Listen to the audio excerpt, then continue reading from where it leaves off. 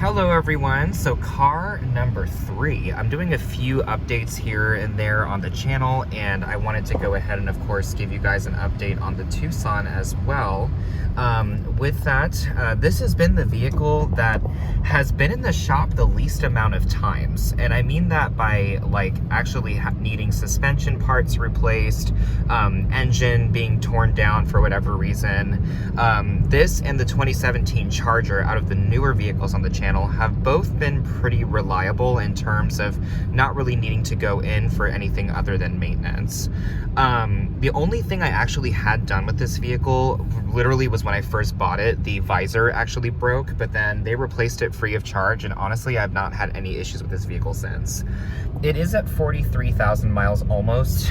With that, of course, this is where we need to start worrying about the Theta 2 engines, because they do have a tendency of doing a few things. The short blocks will break, they burn oil, all of the above, or they'll just simply blow up and just stop running. So in this case, no oil burning. I have not lost any quarts in the intervals that I do change the oil. I do it very religiously as well, just so that way I can kind of prolong the issue if it does happen on this car.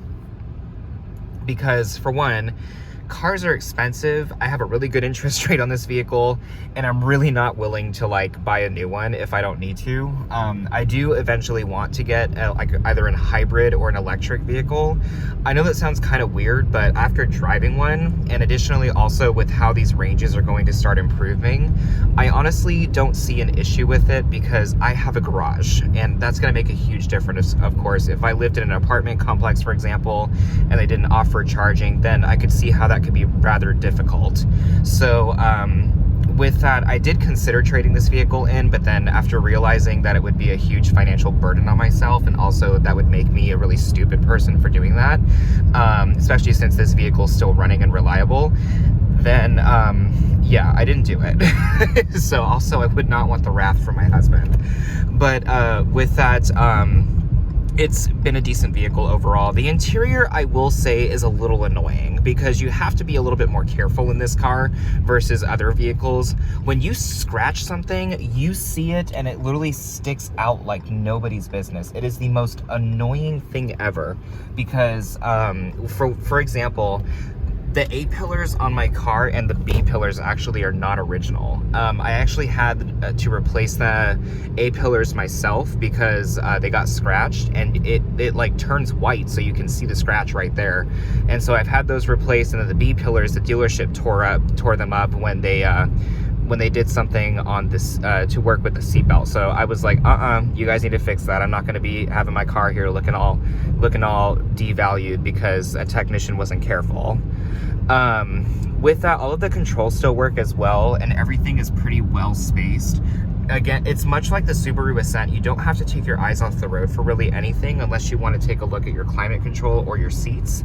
But with that, everything is pretty much available with the steering wheel controls as well. Now, I did get a steering wheel cover for this. One thing I do kind of regret is not getting a leather wheel, because for one, human hands are disgusting. They secrete oils all the time, and so with that, I feel like the leather would hold up better. I see these grainier steering wheels actually start to break down, and so I really would not want that up here. So I do get steering wheel covers for my vehicles. So you've probably seen various steering wheel covers whenever I do reviews of cars. It's more or less because I like them, and I also want to keep my steering wheel actually looking good.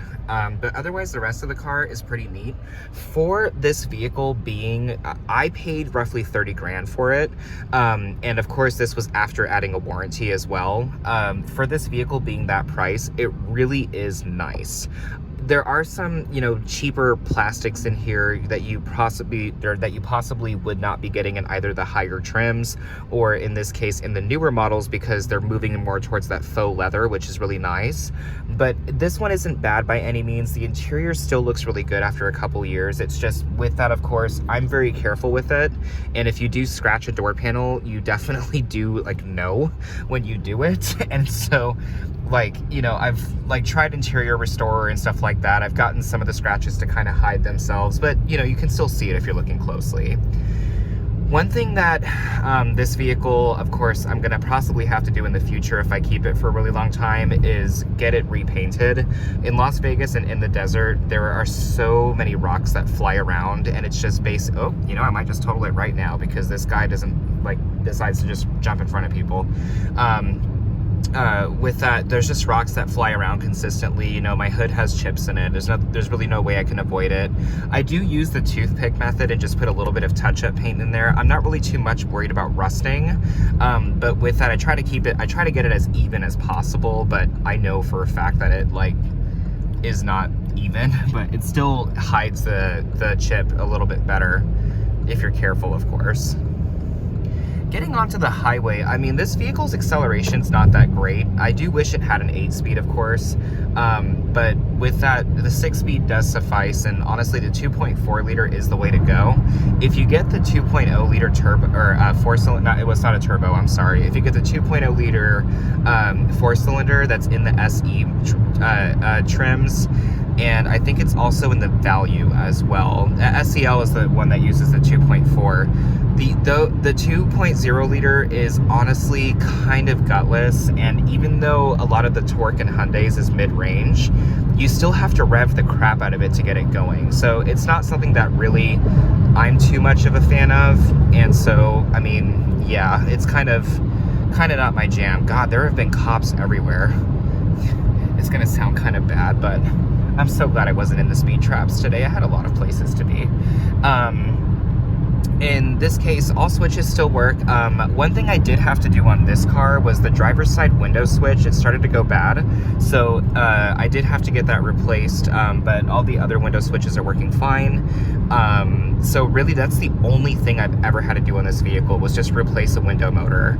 Or it wasn't the switch, I'm sorry, it was the motor. They had to replace the window motor, but otherwise, the only other things I've had to do are just tires and regular maintenance, and that's pretty much it. I mean, this car has been, like, really reliable, and so with that, even in this case, the Subaru has 6,000 more miles, and it did have that issue in the beginning. We just didn't catch it in time, but otherwise, that car has been reliable too, so luckily we got two cars that are pretty reliable, and I do keep up with the maintenance pretty religiously on both.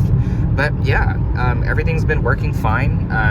Decent vehicle overall, and I want to, you know, thank you guys for your support. I understand I haven't been posting in a while, but yeah, that's basically it. Everything in this car has been hunky-dory.